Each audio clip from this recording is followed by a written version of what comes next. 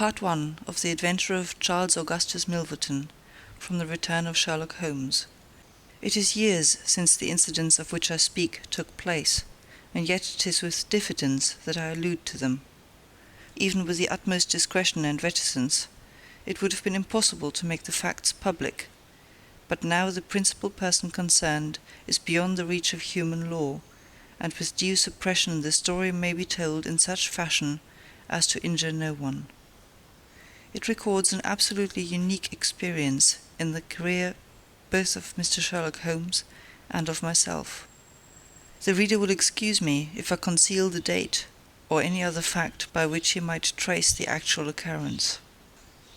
We had been out for one of our evening rambles, Holmes and I, and had returned about 6 o'clock on a cold, frosty winter's evening.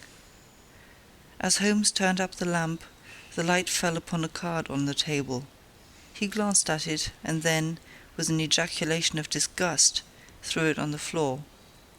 I picked it up and read, Charles Augustus Milverton, Appledore Towers, Hampstead, Agent. "Who is he?"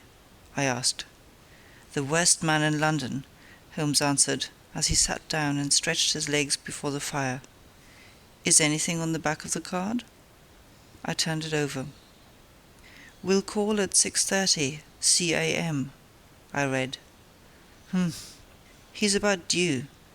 Do you feel a creeping, shrinking sensation, Watson, when you stand before the serpents in the zoo and see the slithery, gliding, venomous creatures, with their deadly eyes and wicked, flattened faces? Well, that's how Milverton impresses me. I've had to do with 50 murderers in my career, but the worst of them never gave me the repulsion which I have for this fellow. And yet I can't get out of doing business with him. Indeed, he is here at my invitation." "But who is he?" "I'll tell you, Watson. He is the king of all the blackmailers. Heaven help the man, and still more the woman, whose secret and reputation come into the power of Milverton. With a smiling face and a heart of marble, he will squeeze and squeeze until he has drained them dry. The fellow's a genius in his way, and would have made his mark in some more savoury trade.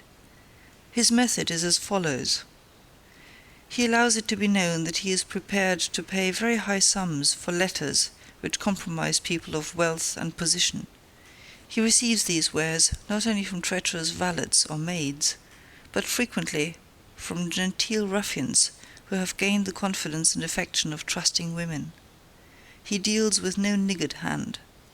I happen to know that he paid £700 to a footman for a note 2 lines in length, and that the ruin of a noble family was the result. Everything which is in the market goes to Milverton, and there are hundreds in this great city who turn white at his name. No one knows where his grip may fall, for he is far too rich and far too cunning to work from hand to mouth. He will hold a card back for years in order to play it at the moment when the stake is best worth winning. I have said that he is the worst man in London, and I would ask you, how could one compare the ruffian who in hot blood bludgeons his mate with this man who methodically and at his leisure tortures the soul and wrings the nerves in order to add to his already swollen money-bags? I had seldom heard my friend speak with such intensity of feeling. "But surely," said I, "the fellow must be within the grasps of the law." "Technically, no doubt, but practically not. What would it profit a woman, for example, to get him a few months' imprisonment if her own ruin must immediately follow? His victims dare not hit back. If ever he blackmailed an innocent person, then indeed we should have him, but he is as cunning as the evil one. No, we must find other ways to fight him." "And why is he here?" "Because an illustrious client has placed her piteous case in my hands. It is the Lady Eva Blackwell, the most beautiful debutante of last season. She is to be married in a fortnight to the Earl of Dovercourt. This fiend has several imprudent letters, imprudent, Watson, nothing worse, which were written to an impecunious young squire in the country. They would suffice to break off the match. Milverton will send the letters to the Earl unless a large sum of money is paid him. I have been commissioned to meet him and to make the best terms I can." At that instant there was a clatter and a rattle in the street below.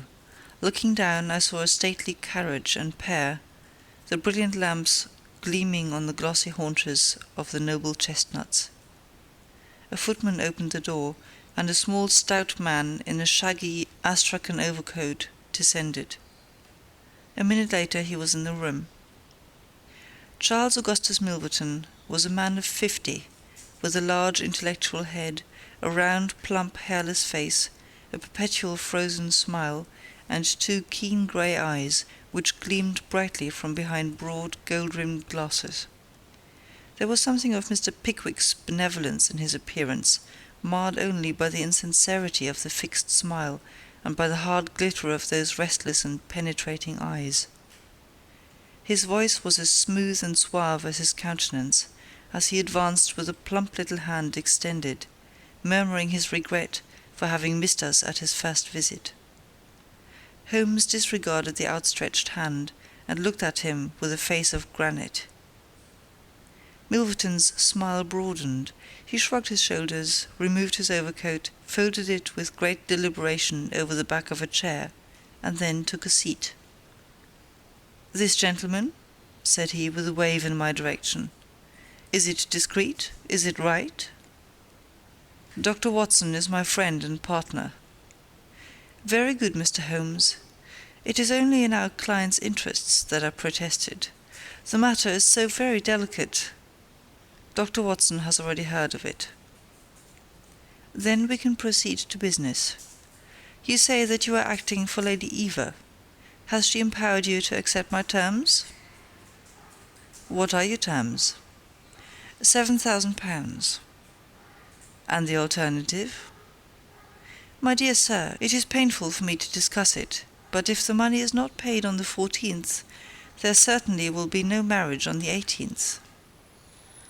His insufferable smile was more complacent than ever. Holmes thought for a little.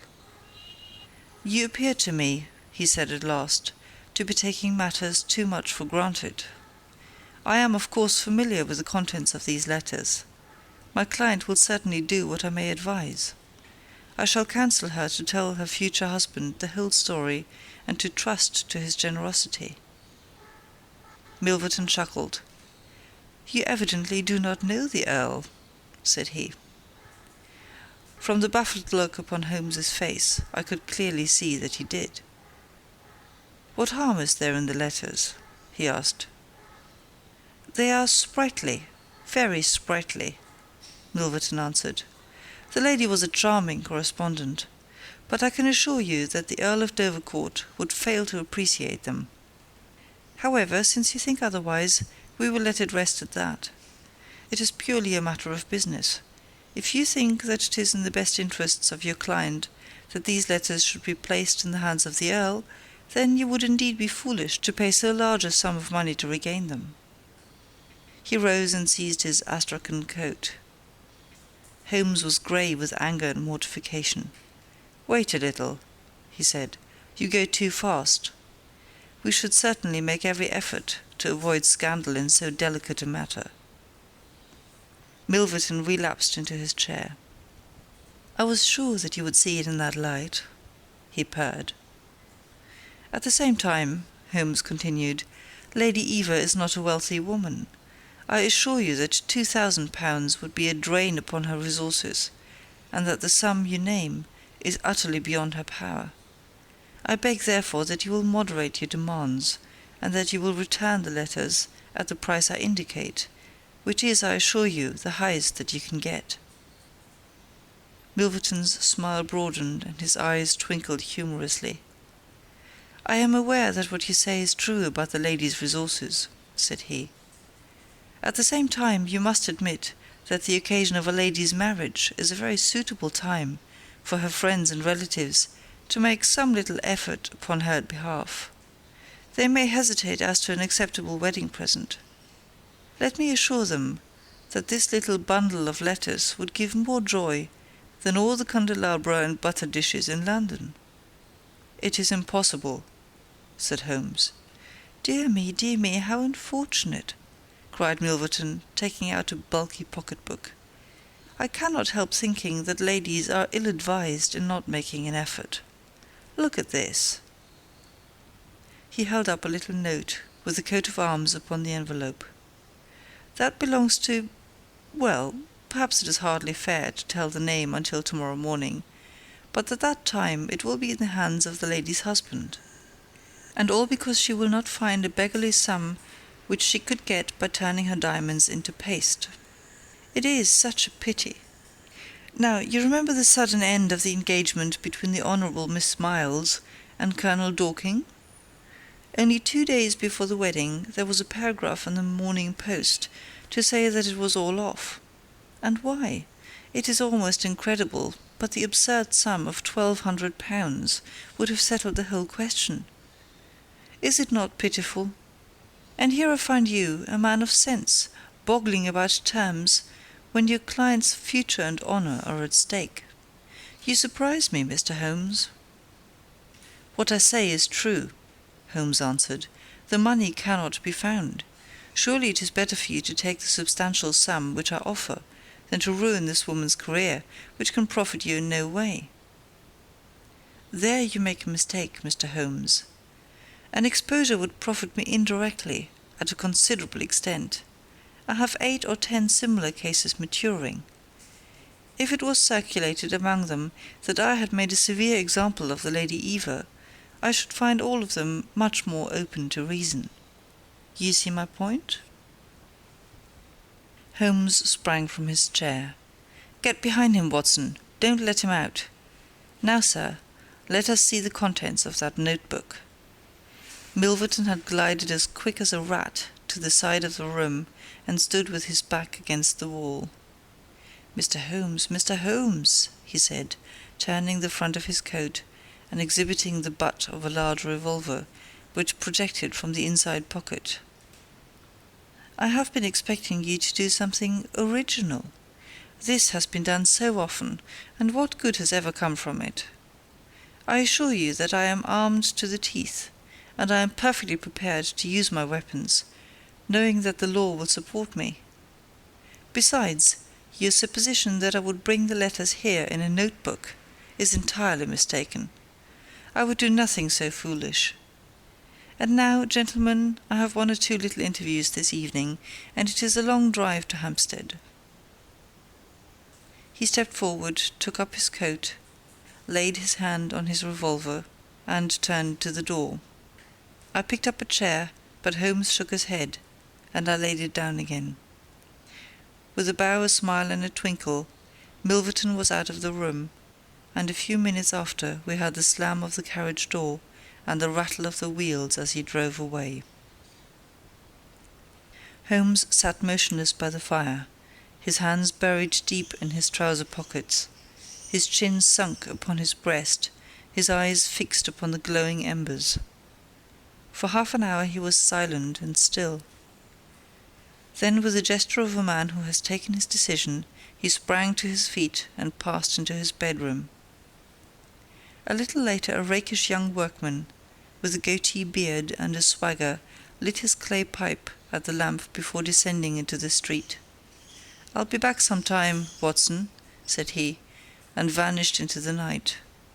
I understood that he had opened his campaign against Charles Augustus Milverton, but I little dreamed the strange shape which that campaign was destined to take. For some days Holmes came and went at all hours in his attire, but beyond a remark that his time was spent at Hampstead, and that it was not wasted, I knew nothing of what he was doing. At last, however, on a wild, tempestuous evening, when the wind screamed and rattled against the windows, he returned from his last expedition, and having removed his disguise, he sat before the fire and laughed heartily in his silent inward fashion. "You would not call me a marrying man, Watson?" "No, indeed." "You'll be interested to hear that I'm engaged." "My dear fellow, I congrat to Milverton's housemaid." "Good heavens, Holmes!" "I wanted information, Watson. Surely you have gone too far." "It was a most necessary step. I am a plumber with a rising business, Escott by name. I have walked out with her each evening, and I have talked with her. Good heavens, those talks! However, I have got all I wanted. I know Milverton's house as I know the palm of my hand." "But the girl, Holmes?" He shrugged his shoulders. "You can't help it, my dear Watson. You must play your cards as best you can when such a stake is on the table. However, I rejoice to say that I have a hated rival who will certainly cut me out the instant my back is turned. What a splendid night it is! You like this weather? It suits my purpose. Watson, I mean to burgle Milverton's house tonight." I had a catching of the breath, and my skin went cold at the words, which were slowly uttered in a tone of concentrated resolution. As a flash of lightning in the light shows up in an instant every detail of a wild landscape, so at one glance I seemed to see every possible result of such an action.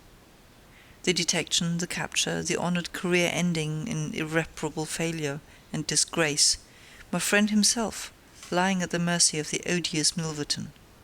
"For heaven's sake, Holmes, think what you are doing!" I cried. "My dear fellow, I have given it every consideration.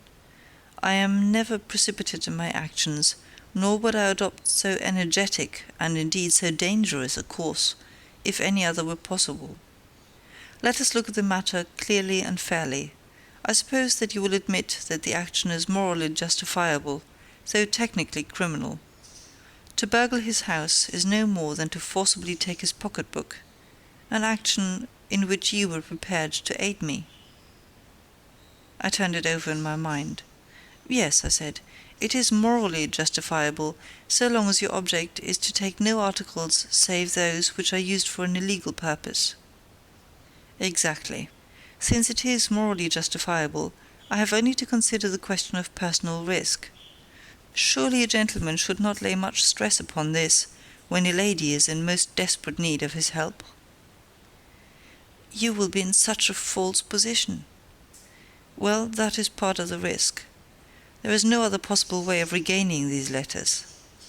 The unfortunate lady has not the money, and there are none of her people in whom she could confide. Tomorrow is the last day of grace, and unless we can get the letters tonight, this villain will be as good as his word and will bring about her ruin. I must therefore abandon my client to her fate, or I must play this last card. Between ourselves, Watson, it's a sporting duel between this fellow Milverton and me. He had, as you saw, the best of the first exchanges, but my self-respect and my reputation are concerned to fight it to a finish." "Well, I don't like it, but I suppose it must be," said I. "When do we start?" "You are not coming." "Then you are not going," said I. "I give you my word of honour, and I never broke it in my life, that I will take a cab straight to the police station and give you away, unless you let me share this adventure with you."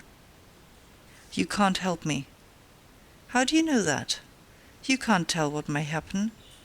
Anyway, my resolution is taken. Other people besides you have self-respect, and even reputations." Holmes had looked annoyed, but his brow cleared, and he clapped me on the shoulder. "Well, well, my dear fellow, be it so. We have shared this same room for some years, and it would be amusing if we ended by sharing the same cell. You know, Watson, I don't mind confessing to you that I have always had an idea that I would have made a highly efficient criminal. This is the chance of my lifetime in that direction. See here." He took a neat little leather case out of a drawer, and opening it, he exhibited a number of shining instruments. "This is a first-class, up-to-date burgling kit, with nickel-plated jemmy, diamond-tipped glass cutter, adaptable keys, and every modern improvement which the march of civilization demands. Here, too, is my dark lantern. Everything is in order. Have you a pair of silent shoes?" "I have rubber-soled tennis shoes." "Excellent. And a mask?" "I can make a couple out of black silk." "I can see that you have a strong natural turn for this sort of thing. Very good. Do you make the masks. We shall have some cold supper before we start. It is now 9:30. At 11 we shall drive as far as Church Row. It is a quarter of an hour's walk from there to Appledore Towers. We shall be at work before midnight. Milverton is a heavy sleeper, and retires punctually at 10:30. With any luck we should be back here by 2, with the Lady Eva's letters in my pocket. Holmes and I put on our dress clothes, so that we might appear to be 2 theatre-goers homeward bound. In Oxford Street we picked up a hansom and drove to an address in Hampstead. Here we paid off our cab, and with our greatcoats buttoned up, for it was bitterly cold, and the wind seemed to blow through us, we walked along the edge of the heath. "It's a business that needs delicate treatment," said Holmes. "These documents are contained in a safe in the fellow's study, and the study is the ante-room of his bedchamber. On the other hand, like all these stout little men who do themselves well, he is a plethoric sleeper. Agatha, that's my fiancée, says it is a joke in the servants' hall that it's impossible to wake the master. He has a secretary who is devoted to his interests, and never budges from the study all day. That's why we are going at night. Then he has a beast of a dog, which roams the garden. I met Agatha late the last 2 evenings, and she locks the brute up, so as to give me a clear run. This is the house, this big one in its own grounds. Through the gate, now to the right among the laurels. We might put on our masks here, I think. You see, there is not a glimmer of light in any of the windows, and everything is working splendidly. With our black silk face coverings, which turned us into 2 of the most truculent figures in London, we stole up to the silent, gloomy house. A sort of tiled veranda extended along one side of it, lined by several windows and 2 doors. "That's his bedroom," Holmes whispered. "This door opens straight into the study. It would suit us best, but it is bolted as well as locked, and we should make too much noise getting in. Come round here. There's a greenhouse which opens into the drawing-room." The place was locked, but Holmes removed a circle of glass and turned the key from the inside. An instant afterwards he had closed the door behind us, and we had become felons in the eyes of the law. The thick warm air of the conservatory and the rich choking fragrance of exotic plants took us by the throat. He seized my hand in the darkness and led me swiftly past banks of shrubs which brushed against our faces. Holmes had remarkable powers, carefully cultivated, of seeing in the dark.